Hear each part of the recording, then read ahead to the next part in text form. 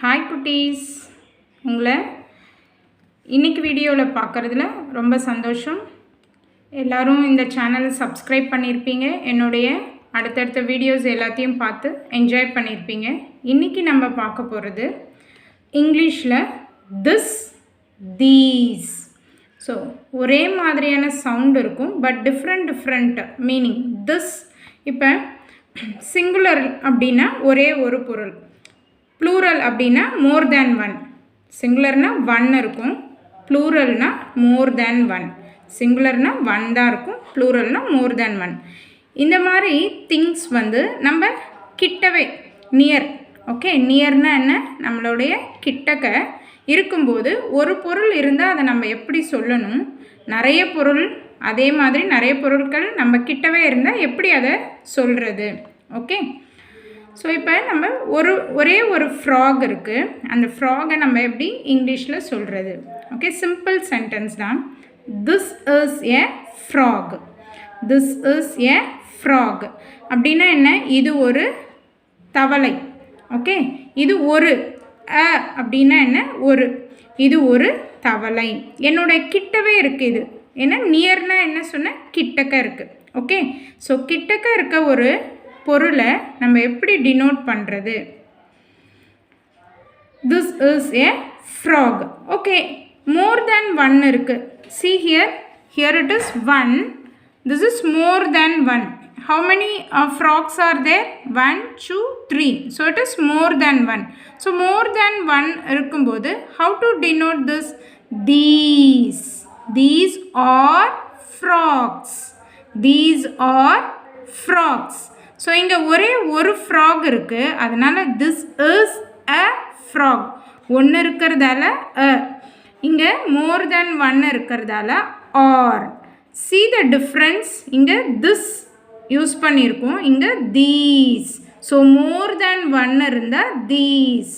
So இங்கே one இருக்கிறதால this. This is a frock.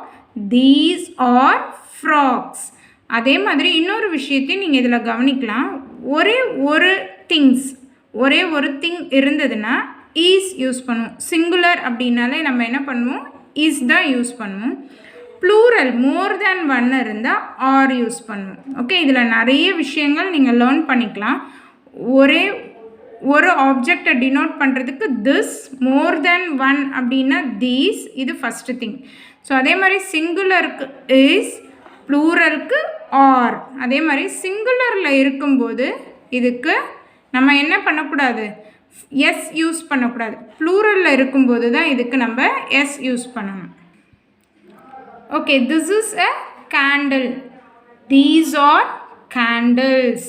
This is a hat. These are hats. This is a pencil. ஏன்னா இங்கே ஒன்று தான் இருக்குது, அதனால் this is a pencil. These are pencils. This is a pumpkin. These are pumpkins. This is a flower. These are flowers. So இப்போ நம்ம இந்த this, these பார்த்தோம். நியரில் இருக்க ஒரு ஆப்ஜெக்ட்ஸ் சிங்குலராக இருந்ததுன்னா இல்லை ப்ளூரலாக இருந்ததுன்னா எப்படி டினோட் பண்ணுறது, எப்படி சொல்கிறதுன்னு பார்த்தோம். இப்போ நம்ம பார்க்க போகிறது தட், தோஸ். இது எப்படி இருக்கும்? இந்த ஆப்ஜெக்ட்ஸ் எல்லாமே நம்மளை விட ஃபார்னா என்ன? தூரமாக இருந்ததுன்னா எப்படி சொல்கிறது? தட் அப்படின்றது ஒரே ஒரு ஆப்ஜெக்ட் தூரமாக இருக்கும்போது சொல்கிறது. தோஸ் அப்படின்னா மோர் தேன் ஒன் ஆப்ஜெக்ட் தூரமாக இருந்தால் சொல்கிறதுக்காக. நம்ம ஏற்கனவே சொன்ன மாதிரி சிங்குலர்னால் இஸ் யூஸ் பண்ணுவோம், ப்ளூரல்னால் ஆர் யூஸ் பண்ணுவோம். சிங்குலருக்கு அந்த ஆப்ஜெக்ட் கூட எஸ் வராது, ப்ளூரலுக்கு எஸ் வரும். ஓகே, இது எல்லாமே உங்களுக்கு நான் திஸ், தீஸில் சொன்னது தான். ஸோ இது இங்கே தூரத்தில் ஒரே ஒரு ட்ரீ இருக்குது. So that is a tree. ஒரே ஒரு ட்ரீ இருக்குது. தூரத்தில் மோர் தேன் ஒன் ட்ரீ இருக்குது. Those are trees. Are trees. Okay, தூரத்தில் ஒரே ஒரு gift பாக்ஸ் இருக்குது. That is a gift. That is a gift. More than one box இருந்ததுன்னா தோஸ் ஆர் கிஃப்ட்ஸ். ஓகே, தூரத்தில் ஒரே ஒரு டாய் இருந்ததுன்னா தட் இஸ் அ டாய். நிறைய மோர் தென் ஒன் டாய் இருந்ததுன்னா தோஸ் ஆர் டாய்ஸ். ஸோ இப்போ நமக்கு எப்படி திஸ் தீஸும் தட் தோஸும் எப்படி யூஸ் பண்ணுறது அப்படின்றத இந்த வீடியோவில் நம்ம பார்த்து தெரிஞ்சிட்ருப்போம். ஓகே, இந்த வீடியோ உங்களுக்கு பிடிச்சிருந்ததுன்னா லைக் பண்ணுங்கள், ஷேர் பண்ணுங்கள், இந்த சேனலுக்கு சப்ஸ்கிரைப் பண்ணுங்கள்.